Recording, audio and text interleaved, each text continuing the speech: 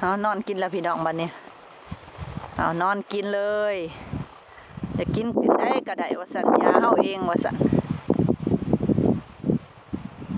กินแบบสบายใจ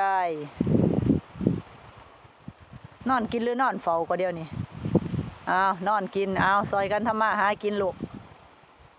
นอนกินเด้อนี่เด้อนอนกินนี่ละเกิดมาได้นั่งกินนอนกินสิเป็นบรรยากาศแบบนี้เด้อพี่น้องเด้อนี่นอนกินเลย